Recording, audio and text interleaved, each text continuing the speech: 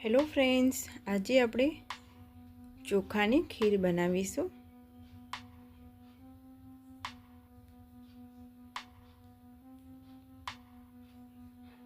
હવે 1 લીટર દૂધ લીધું છે અને કાજુ બદામની ચિપ્સ પાડી દેવાની છે। 1 વાડકી ખાંડ લેવાની છે અને 1 નાની વાડકી ચોખા લઈ લેવાના છે અને 1 ચમચી ઇલાયચી પાવડર લઈ લેવાનો છે। હવે આ બધું જ લેવાનું છે। હવે આપણે પહેલાં ચોખા મોવી લેવાના છે। હવે ચોખા લઈ લીધા છે અને ચોખામાં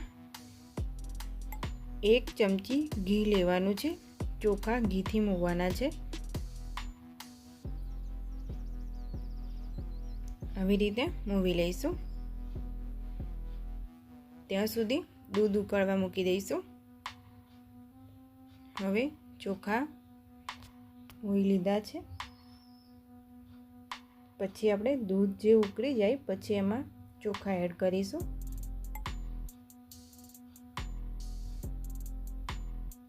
હવે ઉકળવા દઈશું।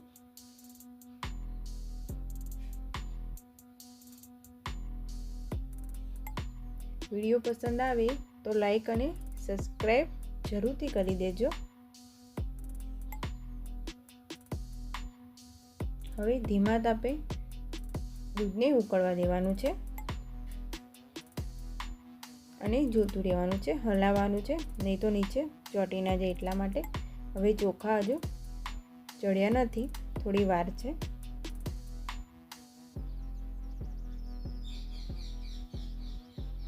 હવે આપણે જોઈ લઈએ। હવે આપણે ખાંડ એડ કરવાની છે અને 1 ચમચી ઇલાયચી પાવડર એડ કરવાનો છે।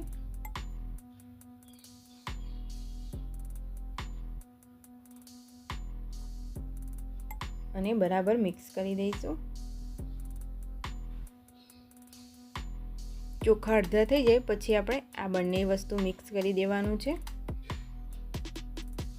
હવે આપણે કાજુ બદામની સ્લાઈસ બનાવી છે એ એડ કરી દઈશું।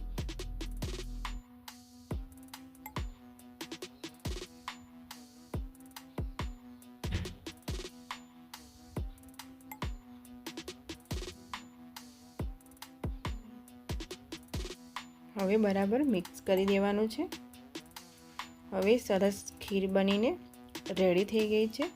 હવે આપણે એક બાઉલમાં કાઢી લેવાની છે। ચોખા પર સરસ ચડી ગયા છે। હવે સરસ રીતે ખીર બનીને રેડી થઈ ગઈ છે। મારી ચેનલ ઉપર નવા આવ્યા હોય તો લાઈક અને સબસ્ક્રાઈબ જરૂરથી કરી દેજો।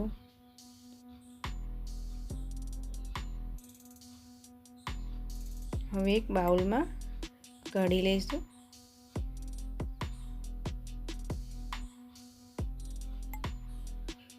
ફરી એક નવા વિડીયો સાથે મળીશું અને વિડીયો પસંદ આવે તો તમે પણ જરૂરથી ટ્રાય કરજો।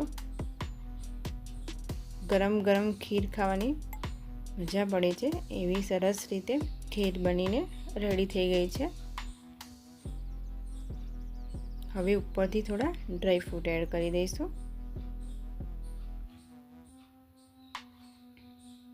હવે ખીર બનીને રેડી થઈ ગઈ છે। મારી ચેનલ ઉપર નવા આવ્યા હોય તો લાઈક અને સબસ્ક્રાઈબ જરૂરથી કરી દેજો। ફરી એક નવા વિડીયો સાથે મળીશું।